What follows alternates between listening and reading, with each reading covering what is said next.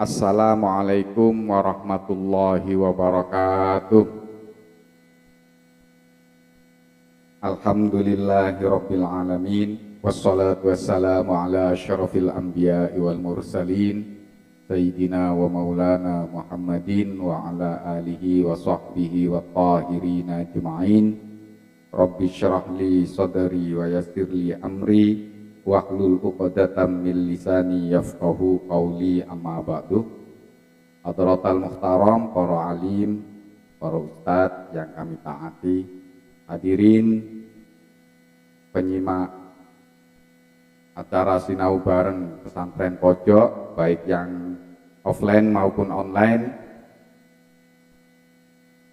kami ucapkan selamat datang, selamat bergabung di channel TV kami Zawiyah At-Ta'limiyah. Sebelumnya saya sampaikan terima kasih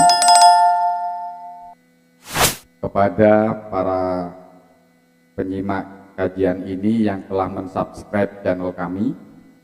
Saya sampaikan terima kasih, dan juga saya sampaikan terima kasih kepada Mas Don Gali atas bingkisannya dan Tendi yang telah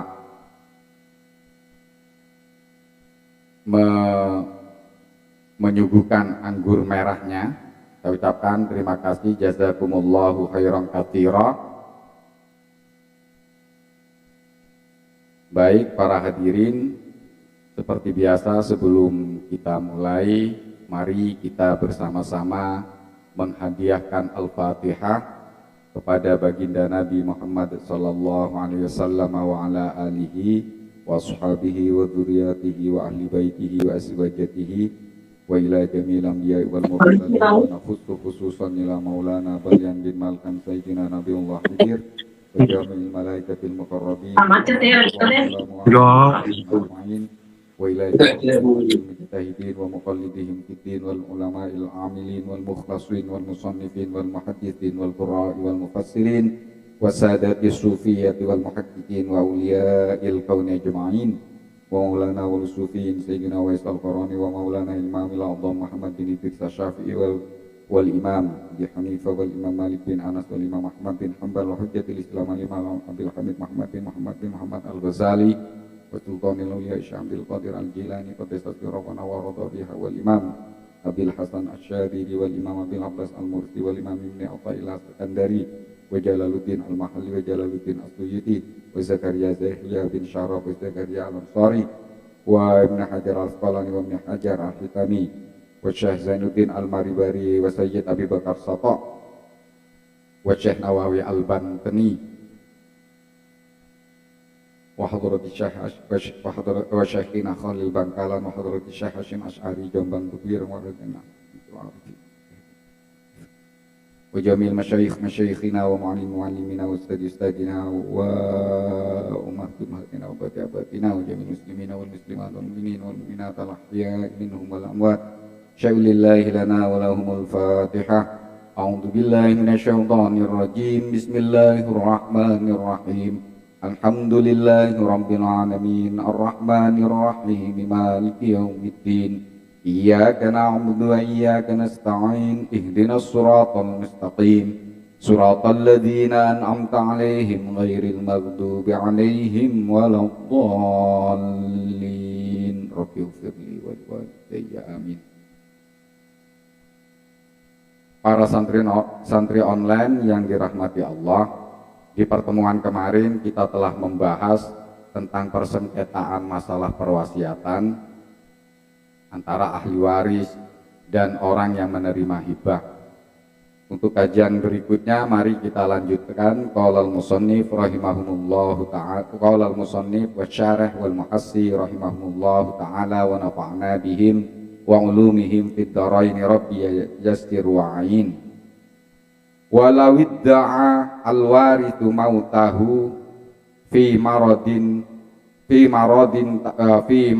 tabarru'ihi wal mutabarru'u alaihi shifa'ahu wa mautahu mim maradin akhar au faj'atin fa in kana makhufan atau fa in kana mukhawwifan suddiqal warithu wa illa fal akhar.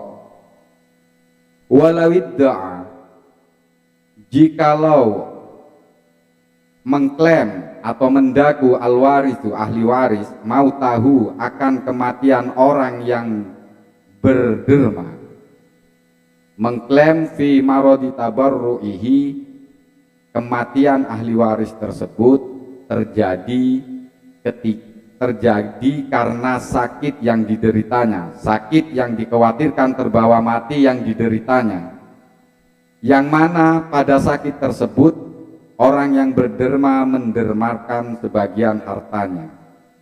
Jadi seandainya ada persengketaan atau percekcokan antara ahli waris dan orang yang diberi derma, isi perselisihannya adalah ahli waris mendaku atau mengakui bahwa kematian orang yang berderma tersebut dikarenakan penyakit yang dia derita, yang dia idap, penyakit yang secara umum biasanya terbawa mati, yang mana ketika sakit itulah si penderma tersebut melakukan atau berinfak atau bersedekah atau berhibah. Jadi misalnya ada orang berderma, dipersoalkan oleh ahli warisnya, dan ahli warisnya menyatakan bahwa orang tuanya yang berderma tersebut dilakukan ketika waktu sakit, dan sakit yang diderita ketika melakukan perdermaan tersebut itulah yang menyebabkan kematian orang tua si ahli waris tersebut. Ini pengakuan dari ahli waris. Wal mutabarra'u alaihi, sementara pengakuan orang yang menerima derma, syifa'ahu, orang yang berderma tersebut, pengakuan orang yang menerima derma, dia telah sehat, sembuh dari sakitnya. Ketika melakukan infak, sodako atau hibah, orang yang melakukan itu sebetulnya dalam keadaan sembuh dari sakitnya. Wa mautuhu, sementara kematian orang tersebut min marodin akhor, dari sakit yang lain, faja'atin atau dikarenakan sakit yang kematian yang mendadak. Jadi jika ada persengketaan, perselisihan antara ahli waris dan orang yang menerima derma, perselisihannya menyangkut apakah orang yang berderma tersebut kematiannya disebabkan oleh sakit yang biasanya terbawa mati, dan ketika sakit itulah melakukan derma.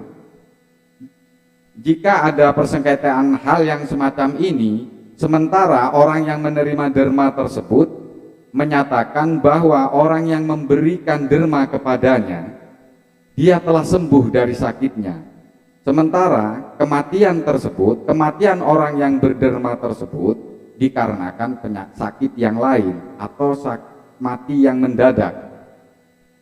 Contoh misalnya John Gali menghibahkan hartanya kepada Pak Arianto, misalnya menghibahkan hartanya kepada Pak Arianto, namun ketika John Gali sudah tiada, Pak si Bayu, anaknya John Gali, menyatakan, bapakku itu waktu memberikan hibah kepada sampean itu dalam keadaan sakit, dan kematian bapakku itu karena sakit yang diderita waktu dia menyerahkan derma itu, menyatakan memberikan derma. Nah, sementara Pak Arianto selaku penerima derma menyatakan bahwa ketika John Gali memberikan dermanya kepada saya, dia dalam keadaan sembuh dari sakitnya, dan kematian itu dikarenakan sakit yang lain atau kematian yang mendadak. Nah, jika ada persengketaan seperti ini, maka ditafsil, perlu ditinjau Tinjauan yang pertama, fa in kana makhufan atau fa in kana mukhawwifan suddiqal warithu. Tinjauan pertama, jika sakit yang diderita orang tersebut adalah kategori penyakit yang biasanya terbawa mati, suddiqal warithu, maka yang diterima adalah pendakuan dari ahli waris, pengakuan dari ahli waris. Wa illa, dan jika ternyata penyakit yang diderita tersebut bukan penyakit mukhawif atau makhuf, penyakit yang biasanya dikhawatirkan berujung kematian, fal akharu, maka yang patut diterima pernyataannya adalah pernyataan pihak yang lain, maksudnya pihak penerima derma. Jadi ketika ada perselisihan antara ahli waris dan orang yang menerima derma, maka jika yang dipertanyakan itu pendermaan dan penyebab kematian itu adalah sakit yang sama, maka ada peninjauan di sini, ada tafsil perincian hukum di sini. Jika ternyata memang penyakit yang diderita oleh orang yang berderma tersebut adalah penyakit yang dikhawatirkan berujung kematian, maka yang patut dibenarkan atau yang pengakuan yang patut diterima adalah pengakuan ahli warisnya. Tapi jika ternyata kematian orang yang berderma tersebut bukan karena penyakit yang berujung kematian, yang biasanya dikhawatirkan berujung kematian, maka yang patut diterima adalah pernyataan pihak yang lain, artinya pihak yang si penerima derma. Walau ikhtalafa, jika ada perselisihan kedua belah pihak,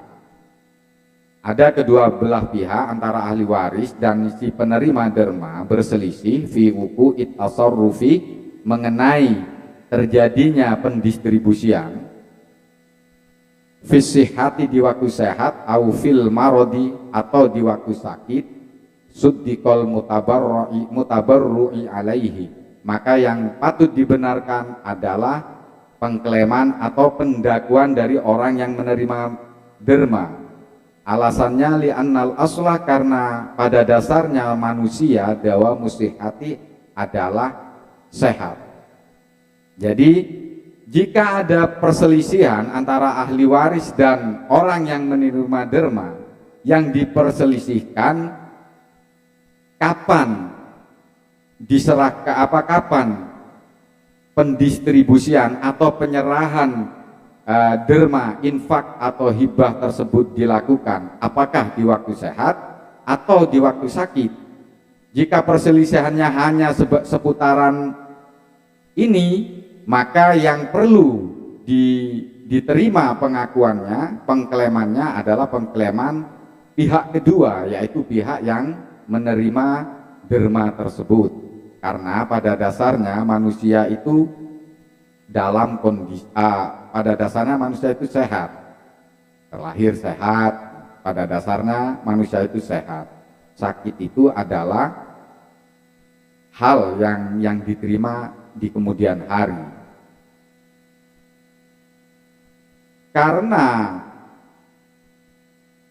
alasan inilah fa'in aqoma, maka jika kedua belah pihak sama-sama menghadirkan bayyinataini terhadap dua orang saksi, quddimat, maka yang dimenangkan atau yang didahulukan bayyinatul marodi adalah pembuktian mengenai sakitnya orang yang berderma tersebut.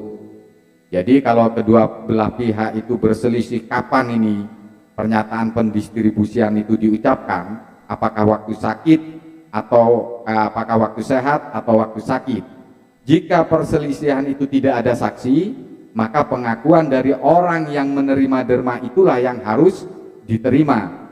Namun jika kedua belah pihak sama-sama menghadirkan saksi, maka yang perlu didahulukan adalah saksi yang bisa membuktikan tentang penyebab kematian orang yang berderma tersebut. Itu kalau sama-sama menghadirkan saksi ya. Mas, fokus. Jika ada kedua belah pihak itu sama-sama menghadirkan penasehat hukum misalnya atau saksi misalnya, maka yang didahulukan hanya seputar pembuktian apa yang menyebabkan orang yang berderma tersebut mati. Enggak melebar kemana-mana, hanya sebatas itu. Jika nantinya saksi dari pihak ahli waris yang bisa mengungkapkan bahwa kematian orang tuanya itu dikarenakan sakit mahuf atau sakit yang dikhawatirkan biasanya terbawa mati, maka yang dimenangkan adalah pengakuan ahli waris. Jadi kalau sama-sama menghadirkan saksi, yang didahulukan, yang dimenangkan adalah di antara dua belah pihak, yang mana saksi itu yang bisa membuktikan tentang penyebab kematian orang yang berderma tersebut. Far'un, ini adalah satu cabang. Lau auso, jikalau ada seseorang berwasiat lijironihi, ditujukan atau diperuntukkan para tetangganya, tidak menyebut tetangga yang di ujung gang sana atau apa, dia menyebut secara universal. Saya berwasiat untuk tetangga saya. John Gali misalnya berwasiat, saya berwasiat rumah yang di Maritim itu saya wasiatkan untuk buat para tetangga saya. Jika ada orang yang berwasiat menyatakan hal yang demikian, maka yang perlu didahulukan atau rumusan untuk mendistribusikan isi wasiat itu adalah falil arba'ina, maka isi wasiat tersebut didistribusikan atau dibagikan, diserahkan arba'ina terhadap atau untuk 40 daron rumah mingkul lijanibin yang berradius atau yang di setiap penjuru dari orang yang berwasiat. Jadi ada orang berwasiat, John Gali tadi wasiat bahwa hartanya itu sebagian diwasiatkan kepada para tetangganya. Kan bingung no ini. Iki tonggo sing di kan gitu. Nah, ketika kematian itu terjadi kan harus dibagikan itu wasiat, diserahkan. Maka rumusannya adalah dihitung 40 rumah dari rumahnya John Gali, radius utara, selatan, barat, timur. Jadi rumusannya 40 rumah ke kanan, 40 rumah ke kiri, 40 rumah ke depan, ke belakang, itu sama dengan 40 kali 40. 40 kali 4, 160 ya, 160 rumah. Jadi dihitung 160 rumah ke sisi kanan, 160 rumah ke sisi 40 rumah ke sisi kiri, 40 rumah ke sisi kanan, ke depan dan ke muka sama-sama 40. Lalu pertanyaannya, 40 rumah itu berapa bagiankah yang perlu dibagikan ke setiap rumah? Apakah misalnya rumah Maritim, rumahnya John Gali yang diwasiatkan itu dibagi 160 atau bagaimana cara pembagiannya? Maka cara pembagiannya fayuk simu. Ini bisa dibaca fayuk simu, bisa dibaca fayakot simu. Jika dibaca fayuk simu, maka dibagi atau terbagi atau dibagikan bagian hisotu kulli darin, bagian setiap rumah, masing-masing rumah bagiannya ala adadi ala adadi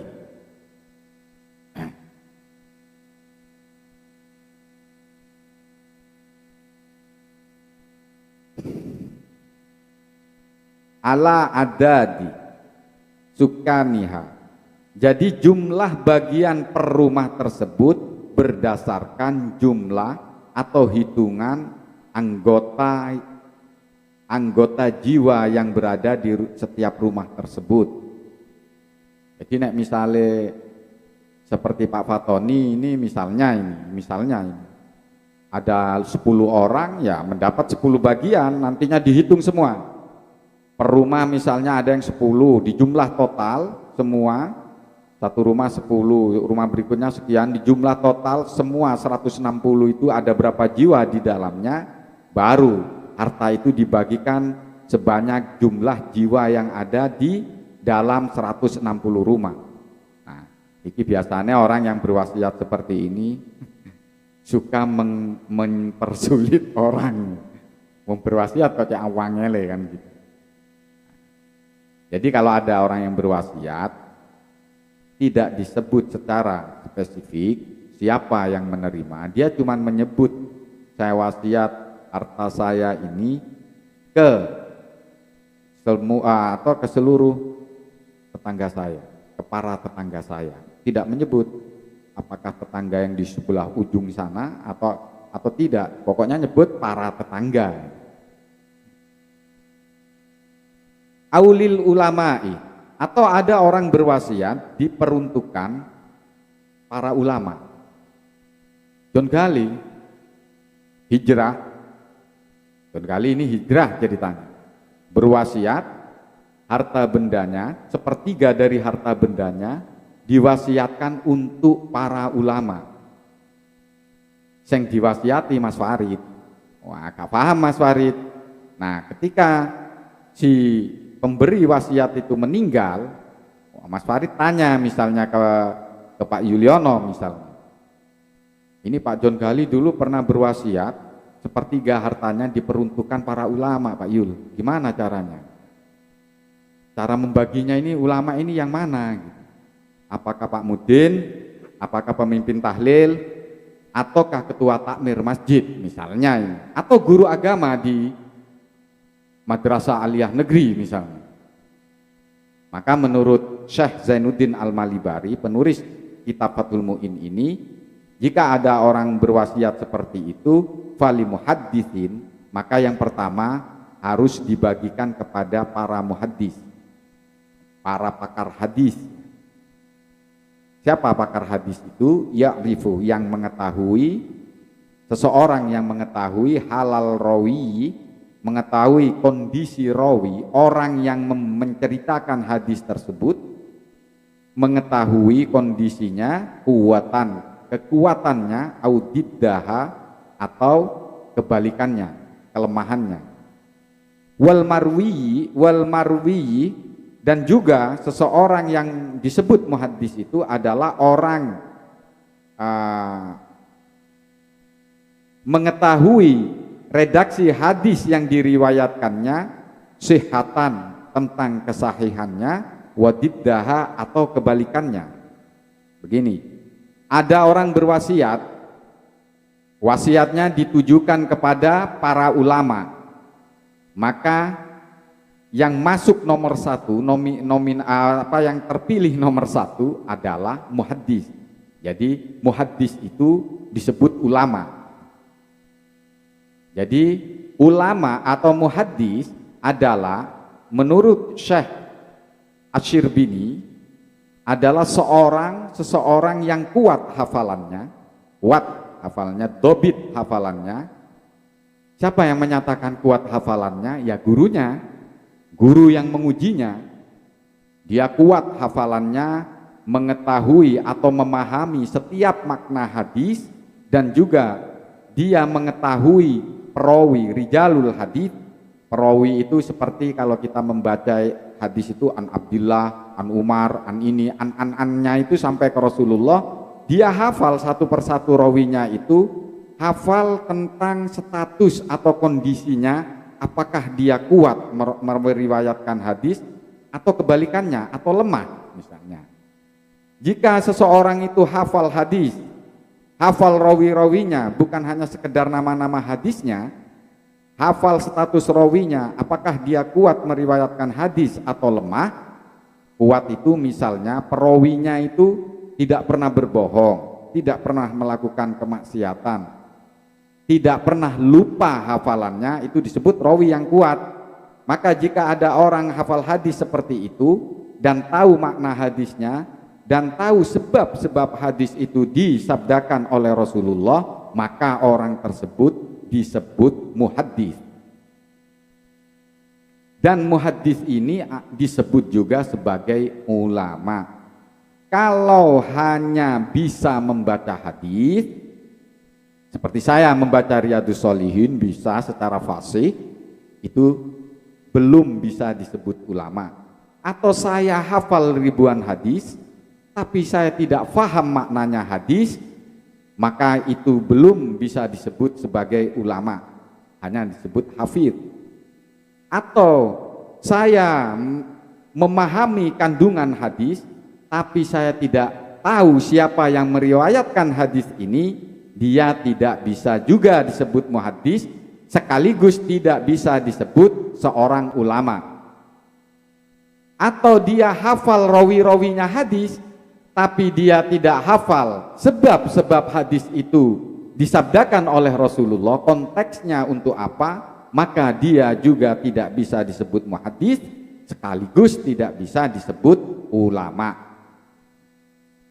Maksudnya bukan ulama MUI, ini ulama yang secara hakiki menurut ilmu syariat.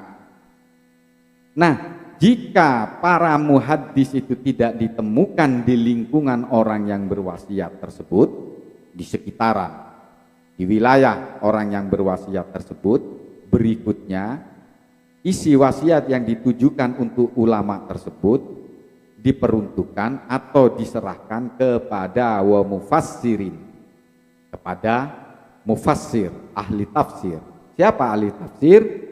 Ya'rifu, seseorang yang mengetahui makna kulli ayatin, yang mengetahui makna masing-masing setiap ayat yang dia hafal, wa ma urida biha, dan dia juga mengetahui kandungan-kandungan atau maksud-maksud dari setiap ayat yang dia hafal tersebut. Nah, jadi mufassir itu secara bahasa, kata tafsir itu adalah menjelaskan makna dari kata yang asing.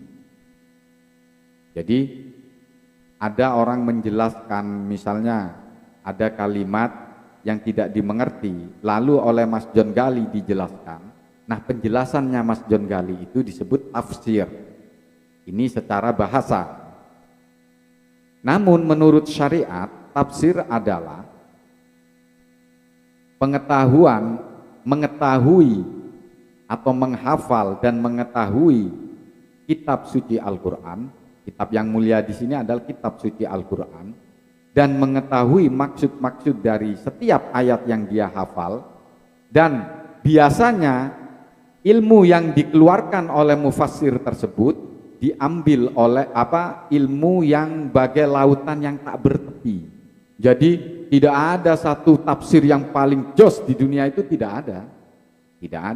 Cuman Rasulullah pernah bersabda bahwa sahabat Nabi yang dimintakan, didoakan oleh Rasulullah untuk menjadi ahli tafsir, ya, bisa mentakwil ayat-ayat Al-Quran adalah Abdullah bin Abbas, ya, sepupu beliau. Jadi Abdullah bin Abbas. Nah, mufassir itu adalah seseorang yang menghafal Al-Quran 30 juz dan mengetahui ayat-ayat, apakah ayat itu muhkamah, apakah ayat itu mutasyabihat, apakah ayat itu mansuh atau nasah atau mansuh. Dan dia menghafal asbabul nuzul dari setiap ayat yang diturunkan, jika ada asbabun nuzulnya, dan dia tahu tujuan-tujuan ayat itu, makna-makna dari ayat tersebut. Jika ada orang yang mempunyai kemampuan seperti ini, maka disebut mufassir. Dan ketika orang itu berstatus mufassir, maka orang tersebut termasuk dari atau sebagai ulama. Namun jika ada orang menghafal Al-Quran saja secara redaksi, maka dia tidak bisa disebut mufassir dan juga tidak bisa disebut ulama. Atau ada orang memahami Al-Quran tapi tidak hafal sebab-sebab turunnya setiap ayat yang dia hafal, kalau ada asbabun nuzulnya, dia juga tidak bisa disebut mufassir atau tidak bisa juga disebut ulama. Atau ada orang yang fasih membaca semua kitab tafsir, memahami kandungannya, tapi dia tidak tahu tentang asbabun nuzulnya, dia juga bukan disebut seorang ulama atau seorang mufassir. Ini menurut pemahaman Al-Fariqi yang dikutip oleh Sayyid Abi Bakar Sato, penulis Hasyiah I'anatut Thalibin. Jadi kedua, jika wasiat ditujukan kepada para ulama, yang pertama muhaddis, berikutnya yang kedua mufassir, dan berikutnya diserahkan jika mufassir itu tidak ada, berikutnya diserahkan wafaqihin kepada para pakar fikih, pada para ahli fikih. Jadi ahli fikih itu disebut ulama, ahli fikih itu disebut ulama. Siapa ahli fikih itu? Ya'riful ahkam syar'iyyah, yaitu seseorang yang mengetahui segala hukum-hukum yang bersumber dari agama, mengetahuinya nason, baik secara nas wastimbaton dan secara istimbat. Faqih. Sekarang kategori berikutnya ulama dari golongan faqih. Siapa itu faqih? Faqih adalah orang yang memenuhi syarat sebagai mujtahid, yang mampu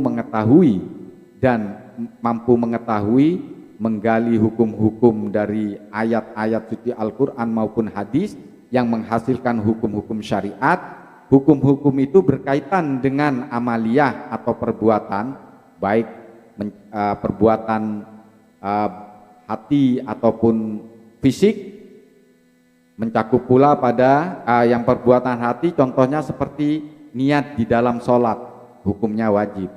Jadi niat di dalam sholat itu perbuatan hati, wajib yang sifatnya secara kolbi, secara hati ya. Dan ada perbuatan selain hati, fisik, seperti mengerjakan sholat. Mengerjakan sholat secara fisik itu kewajiban yang bersifat fisik. Jika ada orang yang bisa memahami, menggali hukum-hukum yang terkandung di dalam ayat-ayat Al-Quran dan hadis Nabi, dan menghasilkan hukum-hukum syariat, itu disebut ahli fikih. Dan hukum-hukum yang dihasilkan itu disebut fikih. Jadi ketika ada dalil yang menyatakan sholat 5 waktu wajib, itu bukan fikih. Itu bukan fikih. Tetapi niat di dalam sholat atau niat di dalam wudu itu wajib, itu fikih. Karena tidak ada satupun ayat ataupun hadis yang menyatakan niat di dalam wudu itu wajib. Tapi ulama meramu, menggali semuanya itu berdasarkan hadis yang berbunyi innamal a'malu binniyah. Jadi segala sesuatu perbuatan itu tergantung kepada niatnya. Jadi setiap perbuatan yang mengandung kebaikan, yang akan menghasilkan satu pahala, yang akan diberi pahala oleh Allah, dia mendapat pahala atau tidaknya itu tergantung niat. Berarti berwudu, niat di dalam berwudu adalah wajib. Itu menurut ijtihad ulama, penggalian hukum ulama yang dikonsensus oleh para ulama yang berdasar hadis tadi. Nah, hasil konsensus ulama ini, ijma ini disebut fikih. Nah, sekarang di sini mengetahui segala hukum baik secara nas maupun istinbat. Apa itu nas? Nas itu adalah, nas menurut kajian usul fikih adalah satu lafadz atau kata yang menunjukkan hukum dengan jelas, dengan tegas. Contoh, la taqrabuz zina, jangan dekati zina. Itu sudah jelas kalimatnya. Diwalak-walik wis gak iso, wis. Gak bisa. Seperti puasa Ramadan itu wajib. Ya ayyuhalladzina amanu kutiba alaikumusiyam, itu tegas kalimatnya. Tegas, wajibnya. Nah, itu disebut nas. Tidak perlu diijtihadiyah lagi oleh para ulama, sudah dinyatakan di situ bahwa ayat itu tegas yang menyatakan bahwa ayat yang tegas itu disebut nas. Nah, istinbat itu apa? Istinbat itu adalah satu cara atau metode penggalian dalil-dalil baik berupa wahyu Al-Quran ataupun hadis untuk menjadi satu hukum. Nah, metode itu disebut istinbat. Nah, ini keterangan ini diambil dari Syarah Jam'ul Jawami. Jadi faqih itu, jadi kalau orang hanya menguasai satu bab ilmu di dalam fikih itu belum bisa, menurut kajian usul fikih belum bisa disebut faqih, belum bisa disebut ulama, belum bisa.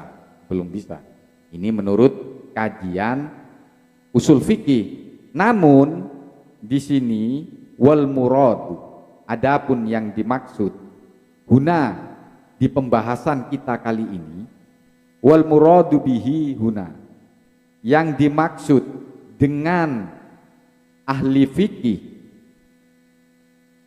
huna di pembahasan kita kali ini, nangkene kitab situ kurang bihi, tapi yang saya ketik kok ada bihinya. Bentar saya lihat di kitab satunya.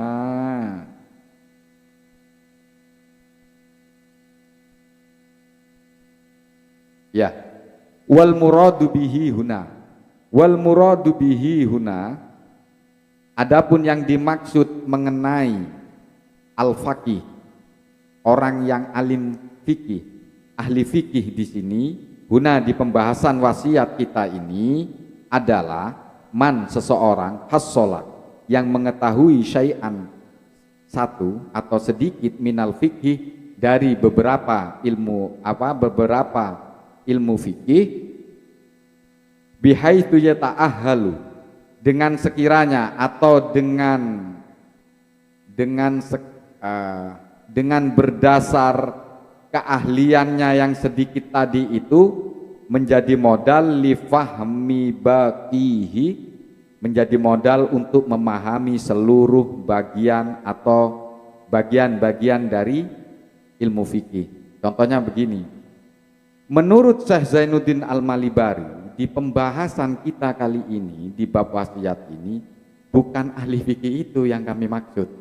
Yang dimaksud oleh penulis kitab Fathul Mu'in ini, yang dimaksud faqih di sini adalah orang yang cukup menguasai, pakar di satu ilmu fikih, di satu bab ilmu fikih saja, itu sudah patut disebut faqih. Maksudnya patut menerima wasiat yang ditujukan kepada para ulama. Nah, dengan dia menguasai satu bab ilmu saja, dia bisa memahami secara keseluruhan. Contoh begini, saya atau Mas John Gali itu pakar fikih di bidang pernikahan misalnya, tapi dia tidak mengetahui kajian fikih di bidang zakat misalnya. Nah, Mas John Gali yang hanya menguasai satu fan ilmu dari dari beberapa fan yang ada di ilmu fikih itu cukup disebut atau menerima wasiat yang atas nama ulama. Nah, jadi ada downgrade di sini dari Syekh Zainuddin Al-Malibari ketika beliau menyebutkan muhaddis itu tidak ada keringanan lagi.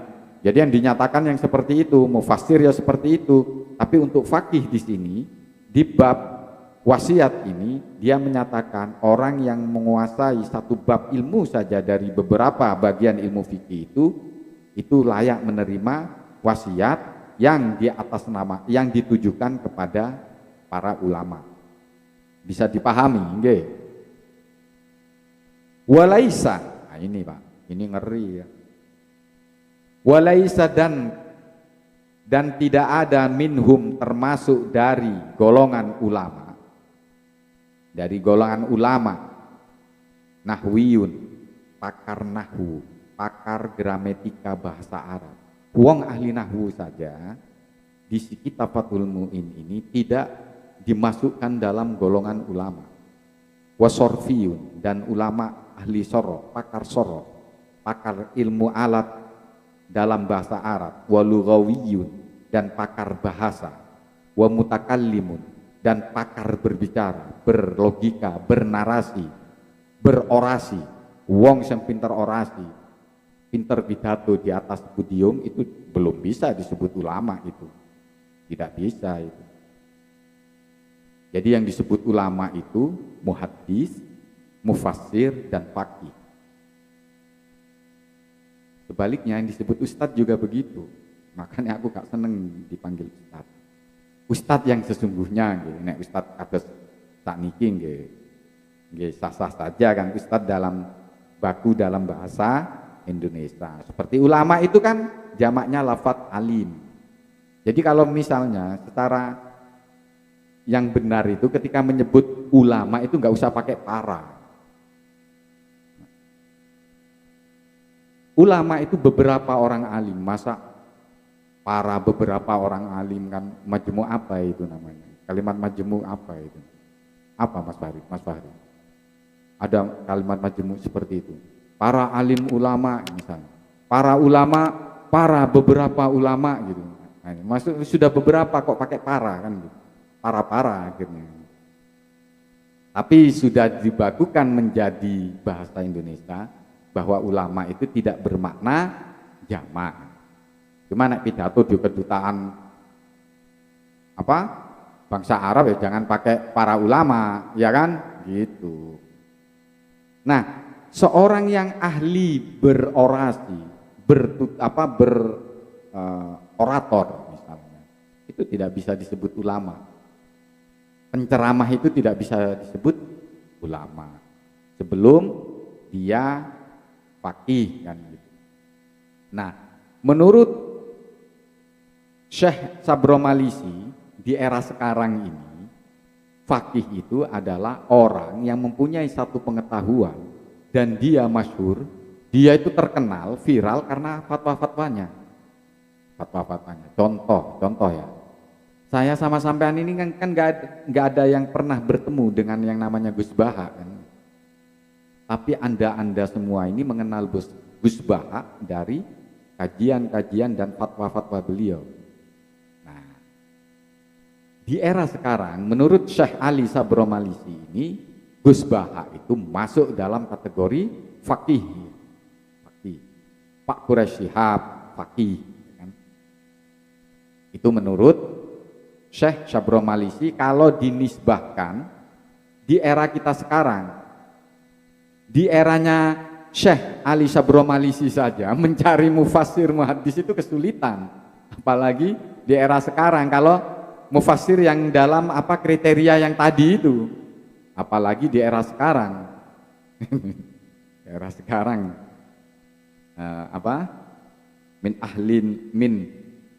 min ahli YouTubiin.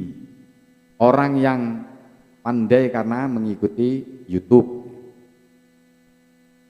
Saya baca agak banyak guys supaya kita di tanggal 1 Ramadan kita bisa mengkaji bab puasa. Berikutnya wayakfi dan cukup. Wayakfi dan cukup. Salah satun 3 orang min ashabil ulumi min ashabil ulumi salasati di antara orang-orang yang mempunyai pengetahuan yang 3 tadi itu, mufassir, hadis, dan faqih itu, au ba'diha atau sebagian orang yang mengetahui hanya sebagian dari yang 3 tadi. Jadi wasiat yang ditujukan kepada para ulama tadi itu cukup diberikan. Misalnya menemukan hanya 3 orang Wih, kayak wangele rek. Nemune mek telu, 3 orang, itu cukup, boleh. Boleh. Boleh masing-masing dari muhaddis misalnya apa itu sama-sama kita menemukan itu boleh dibagikan. Atau hanya sebagian. Yang ada cuman faqih di masa sekarang misalnya, boleh dikasihkan ke faqih, itu boleh. Walau auso, jika ada orang berwasiat li'alamin nasi diperuntukkan atau ditujukan kepada orang yang paling alim, manusia yang paling alim. Lagi-lagi ini orang yang berwasiat kurang gawean. Mas Don Kali berwasiat, Pak Fatoni, aku wasiat adifiku iki kok kayak no wong yang paling alim Pak Fatoni. Oh iya Mas Don. Ternyata ini contoh loh Don ya. Setelah Mas Don Gali nggak ada, Pak Fatoni bingung ini wong alim iki sing dikarep sing ndi. Nah, maka ukhtusah iki lucu-lucu. Nah, ukhtusah maka dikhususkan isi wasiat tadi diperuntukkan bil fuqahai terhadap para faqih. Cukup gampangnya. Ini kasihan orang yang diamanahi, nek misalnya orang paling alim ini ditujukan kepada yang tadi itu, muhaddis ini, waduh, ini kiamat itu di masa sekarang ini. Nah, maka di sini dikhususkan, dispesialisasikan isi wasiat yang seperti itu kepada para faqih. Aulil qurra'i, atau ada orang berwasiat ditujukan kepada para ahli membaca Al-Quran. Ada orang berwasiat ditujukan wasiat hartaku, sepertiga hartaku ini semua saya serahkan kepada para ahli membaca Al-Quran. Maka lam yu'toh, tidak boleh diserahkan illaman, kecuali diserahkan kepada seseorang yahfadu, yang menghafal kullal Qur'ani, setiap ayat yang ada di Al-Quran andohri qalbin, di luar kepala. Jadi kalau ada orang yang berwasiat dikhususkan atau diperuntukkan kepada para ahli membaca Al-Quran, maka tidak ada kata lain, tidak ada target lain kecuali targetnya diserahkan kepada para penghafal setiap Al-Quran di luar kepala. Nah, para penghafal di luar kepala lainnya aja tidak masuk dalam kategori ulama. Auli ajahalin nasi, atau ada orang berwasiat ditujukan atau diperuntukkan kepada orang yang paling bodoh. Dan kali gregetan, adifiku itu kok tak wasiat nang wong yang paling goblok.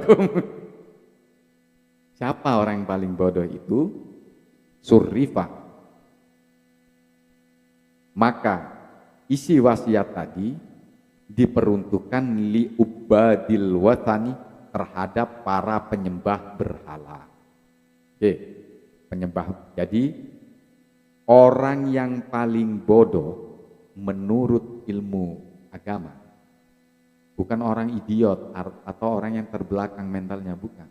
Tapi orang yang tidak menyembah Allah, itu disebut orang paling bodoh, manusia paling bodoh. Bukan manusia paling bodohnya ada band ya.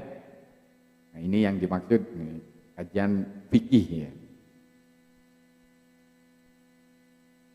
Karena fa'ingkol, karena jika orang yang berkata, yang berwasiat tadi berkata seperti ini, saya berwasiat, saya peruntukkan untuk orang atau manusia yang paling bodoh minal muslimina, di antara orang-orang Islam.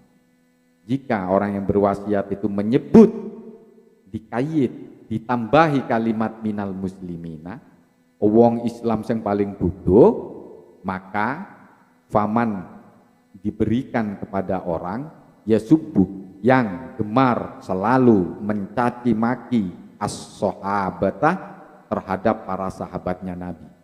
Nah, jadi kalau yang dimaksud, yang dinyatakan oleh orang yang berwasiat itu orang yang paling bodoh di antara orang-orang Islam, artinya seperti ini, wong Islam yang paling goblok, maka yang dimaksud menurut hukum fikih adalah orang yang selalu mencaci, menghina sahabat-sahabat Nabi. Jadi menurut Ibnu Hajar Al-Hitami di dalam kitab Tuhfatul Muhtad Syarah Minhajut Thalibin, yang dimaksud Yang dimaksud penghina Nabi itu adalah, itu biasanya disebut seperti contohnya, bentar ya, ada kesalahan. Jadi orang yang gemar mencela sahabat-sahabat Nabi itu contohnya seperti golongan Syiah Rafidhah. Syiah Rafidhah itu menghina Khulafaur Rasyidin, Abu Bakar, Umar, Utsman selain Ali. Jadi yang paling benar menurut golongan Syiah itu adalah cuman Sayyidina Ali. Abu Bakar, Umar, Utsman itu dianggap kafir semuanya. Itu para penghina Nabi. Itu dalam kajian fikih itu adalah yang dimaksud orang manusia atau orang Islam yang paling bodoh. Dan berikutnya adalah mujassimah, orang yang berpendapat bahwa Allah itu mempunyai organ tubuh, punya tangan, punya telinga, atau punya urat nadi. Nah, itu mujassimah. Itu orang paling bodoh menurut kajian kitab fikih. Dan juga Mu'tazilah. Mu'tazilah itu yang selalu menganggap dirinya benar, menganggap apa yang dikaji oleh kelompoknya itu adalah yang paling benar, dan menganggap orang yang melakukan dosa besar itu sebagai orang kafir. Oh, itu orang paling bodoh menurut kajian kitab fikih. Gak usah nyebut merek deh. Gak boleh. Jadi ada orang melakukan kesalahan besar, dosa besar, wah itu kafir. Dosa selain syirik, wah itu kafir. Nah, itu orang paling bodoh yang seperti itu. Wa yadkhulu, dan masuk fi wasiyatil fuqara'i, dan masuk fi wasiyatil fuqara'i di dalam kasus atau di dalam wasiat yang ditujukan kepada para fuqara al masakinu. Benar nih, lompat. Boten lompat nih. Wa yadkhulu fi wasiyatil fuqara'i, dan masuk di dalam perwasiatan yang ditujukan kepada para fakir al masakinu, orang-orang miskin, wa aksuhu, dan sebaliknya.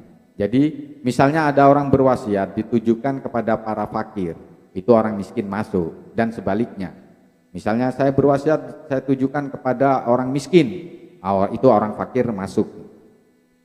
Wa yadkhulu, dan masuk fi aqaribi Zaidin, wasiat yang ditujukan kepada kerabat-kerabatnya si Zaid, misalnya kullu qaribin, seluruh atau setiap orang yang berkerabatan dengan si Zaid tadi. Wa in kana ba'uda wa in kana ba'uda, sekalipun kekerabatannya itu jauh. Contohnya seperti ini. Misalnya lagi-lagi saya kasih contoh ini John ya, supaya ini ya. John ini berwasiat misalnya, Om, saya wasiatkan Adivi ini kepada kerabatnya Pak Yul misalnya. Nah, maka sepertiga hartanya John yang diwasiatkan diperuntukkan ke kerabatnya Pak Yul, itu semua Pak, semua kerabatnya Pak Yul itu dapat itu, walaupun hubungan kekerabatannya itu jauh, itu semua dapat itu. Ini kan mempersulit orang ini. Yang tidak dapat itu hanyalah aslun, bapak Pak Yul misalnya ini, wafarun, dan anaknya. Wala tadkhulu, dan tidak masuk fi aqaribi nafsihi, wasiat yang ditujukan kepada kerabatnya sendiri, warathatuhu, ahli warisnya. Jadi ahli warisnya, misalnya saya berwasiat, saya tujukan kepada kerabat saya sendiri, maka anak saya itu tidak dapat dan bapak saya itu. Kenapa demikian? Karena kebiasaan menurut syariat, ahli waris itu tidak perlu wasiat, wis oleh bagian. Ahli waris itu wis oleh bagian. Nah, semua kerabat yang diwasiati itu mencakup mau kafir atau muslim itu dapat. Mau kafir atau muslim itu dapat. Mau laki-laki atau perempuan itu dapat. Mau fakir atau kaya semua dapat. Kakek, nenek, cucu itu dapat. Yang tidak dapat hanya bapak orang yang diwasiati itu dan anaknya. Soal tadi seolah-olah ada kontradiksi. Bukankah wasiat itu sahnya harus diberikan kepada atau tujuan yang tidak ada kemaksiatan sedikit pun? Kalau ada kemaksiatan, kalau ditujukan yang berhubungan dengan maksiat, maka wasiatnya tidak sah. Kenapa orang paling bodoh itu justru diperuntukkan kepada para penyembah berhala misalnya? Kalau ada kemuskilan seperti itu, maka bisa dijawab karena menurut Ibnu Hajar Al-Hitami, yang menjadi tidak sah itu ketika kita berwasiat seperti ini. Saya berwasiat, saya mewasiatkan sepertiga dari harta benda saya ini saya tujukan kepada para penyembah berhala. Langsung disebut para penyembah berhala. Nah, itu yang membuat tidak sahnya wasiat. Tapi kalau pernyataannya ditujukan kepada orang atau manusia paling bodoh, maka diserahkannya kepada para penyembah berhala. Karena pernyataannya kepada, kita menyebutnya bukan penyembah berhala, itu orang paling bodoh itu. Walaupun dia kesehariannya menyembah berhala, itu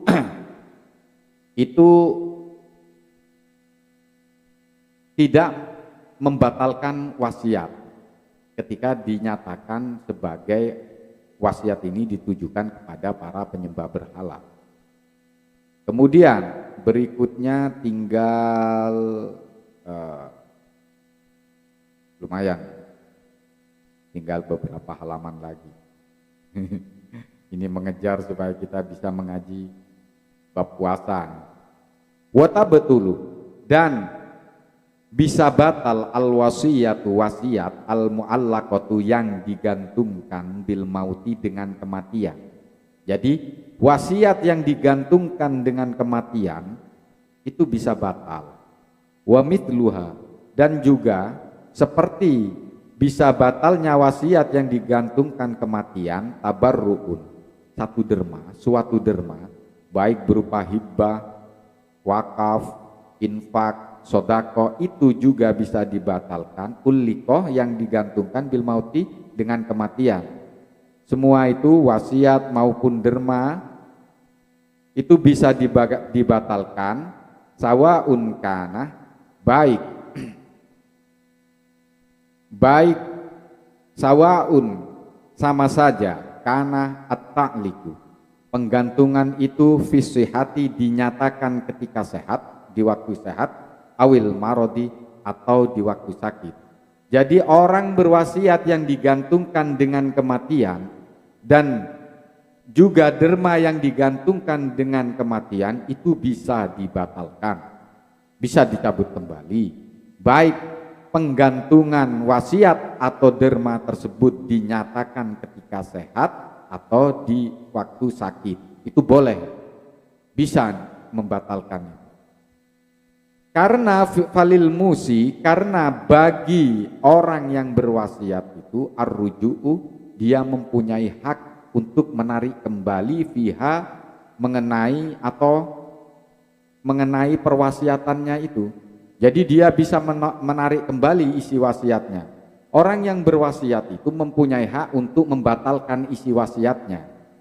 Kal hibati juga seperti hibah. Tapi dibatalkannya itu qoblal qobdi, sebelum serah terima, sebelum penyerahan. Jika hibah itu bisa dibatalkan sebelum serah terima, bal aula, lebih-lebih wasiat itu lebih bisa dibatalkan lagi. Wa minta karena alasan itulah lam yarji maka tidak bisa dibatalkan fi tabarruin mengenai permasalahan mengenai suatu derma najazahu yang dilaksanakan derma tersebut fi maradihi di waktu sakitnya. Jadi derma yang dilakukan di waktu sakitnya, dinyatakan di waktu sakit, itu tidak bisa ditarik kembali. Maksudnya sakit di sini sakit yang biasanya terbawa mati. Sakit, misalnya ada orang penderita komplikasi penyakit, dia sakit, lalu dia berinfak atau bersedekah, ketika sudah dinyatakan waktu dia sakit, dia tidak boleh menarik kembali itu. Tidak boleh ditarik kembali.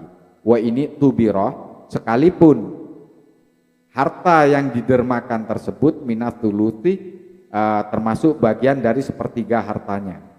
Jadi wasiat yang digantungkan dengan kematian dan tabarru berderma yang digantungkan dengan kematian tersebut bisa dibatalkan dengan cara apa? Birujuin, dengan cara ditarik kembali atau dibatalkan anil wasiyati dari perwasiatan. Caranya dibatalkan. Cara membatalkannya seperti apa? Binahwi naqadtuha. Dengan contoh pernyataan sebagai berikut, naqadtuha.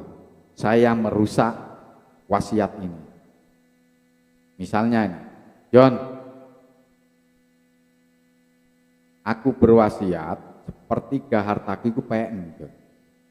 Nah ketika saya sakit, John itu mengingatkan misalnya, itu sepertiga itu sido kayak aku, gak wis tak rusak itu. Nah itu boleh.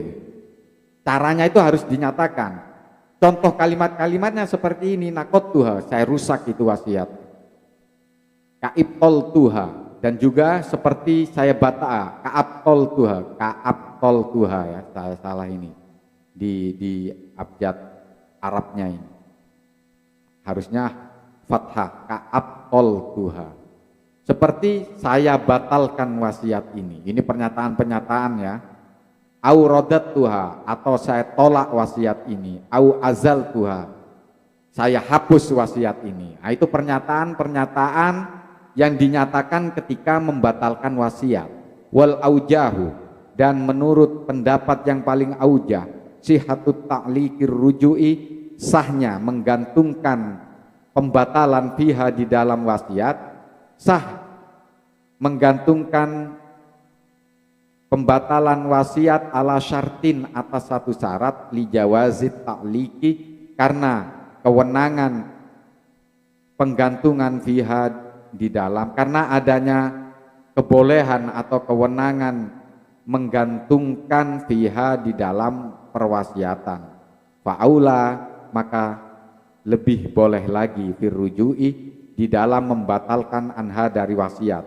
Begini, kalau ada kalimat aujah, pernyataan aujah, kalimat aujah, itu menunjukkan dalam kasus ini banyak silang pendapat, pendapatan yang sangat tajam di antara pengikut ulama, pengikut Imam Asy-Syafi'i, madhab Asy-Syafi'i. Nah, aujah di sini adalah pendapat yang paling banyak dasar-dasar dalilnya yang dikonsensus oleh ulama yang lain.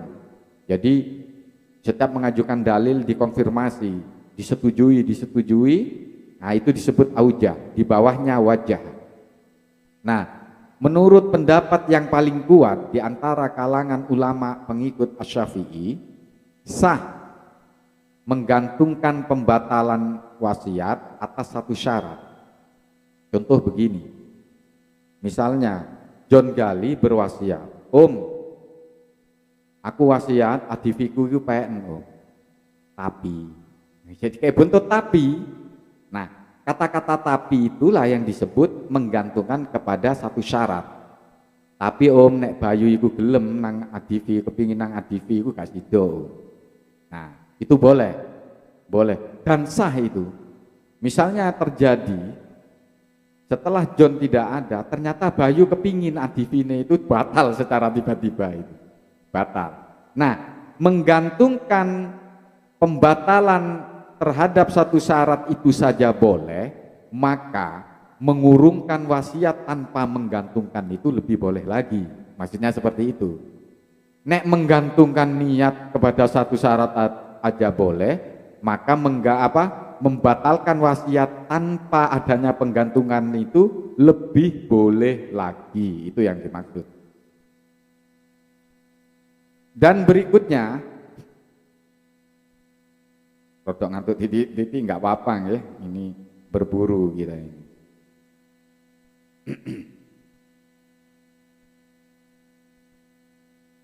Wabinahwi, saya lihat ini ta'alluqnya kemana ini.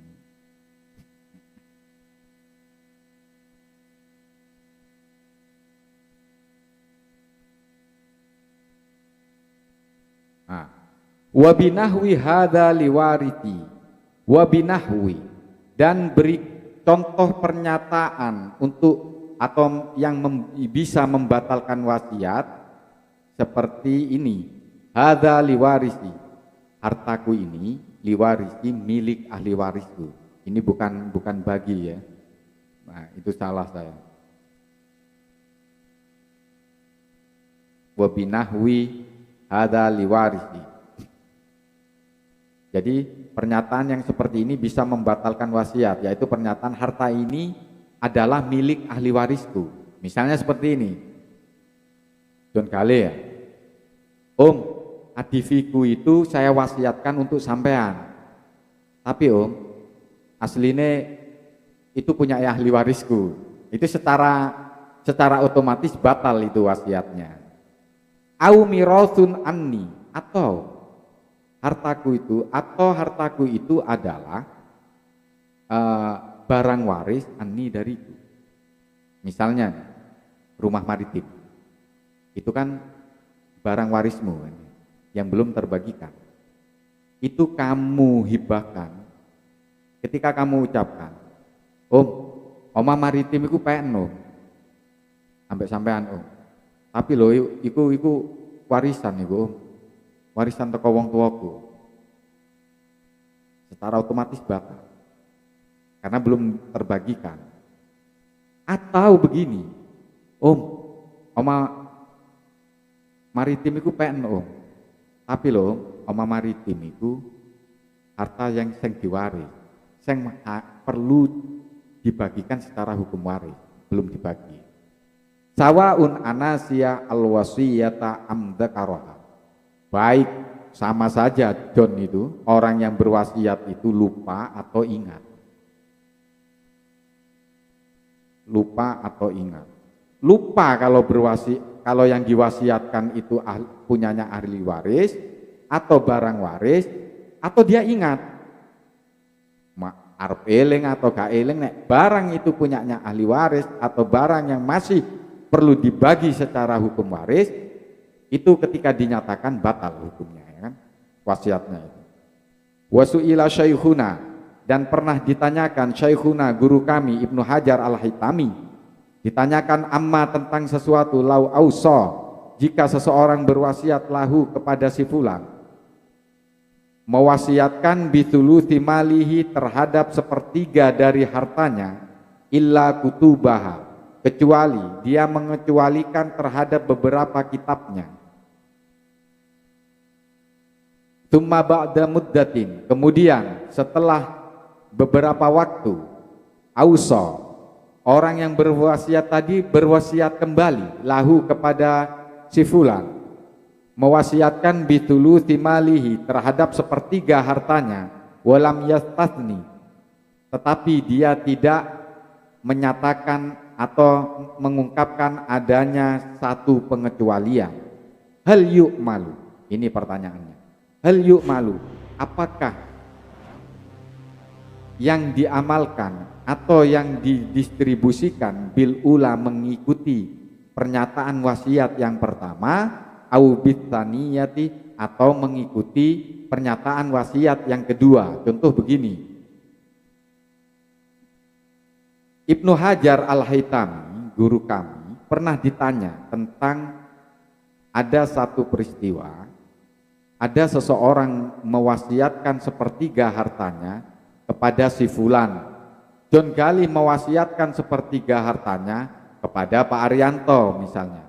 Tetapi John Gali mengecualikan koleksi buku-bukunya. Wabeh sepertiga hartaku, Om Arianto tak wasiat nonang sampean kecuali koleksi buku-bukuku. Karena buku-bukuku itu engkau tak kayak nonang gone Mas Fahri misalnya. Itu dinyatakan katakan Januari. Agustus, pas malam tasyakuran Agustus, ketemu lagi Pak Arianto dengan John Gali. Berwasiat lagi. Om, sepertiga hartaku itu kabeh engko pekno Om ya, tak wasiat nonang sampean. Nah, ketika menyatakan itu John Gali tidak menyatakan adanya pengecualian. Nah, Pak Arianto ini bingung. Hal yu'malu bil ula au bitaniya. Lalu bertanya kepada saya misalnya, apakah yang saya perlu lakukan itu mengikuti wasiate John yang pertama atau yang kedua? Nah, fa'ajaba.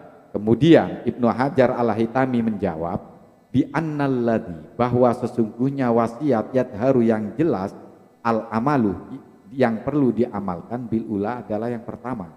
Kenapa demikian? Li'annaha, karena wasiat yang pertama nasun, ada pernyataan tegas fi ikhrajil kutubi, di dalam mengecualikan beberapa kitab tadi, kecuali kitab-kitab, tegas kalimatnya.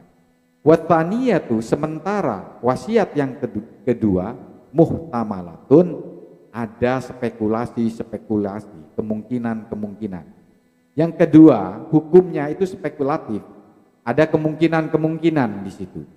Kemungkinan yang pertama menurut Ibnu Hajar al-Haytami, annahu, bahwa sesungguhnya orang yang berwasiat tadi, yang menyatakan wasiat yang kedua itu, tarokal istisna, dia sebetulnya sengaja meninggalkan istisna, pengecualian, fiha, di dalam wasiatnya, pernyataan wasiat yang kedua, litasrihihi, karena adanya kata tegas di wasiat, pernyataan pengecualian yang tegas di dalam perwasiatan yang pertama.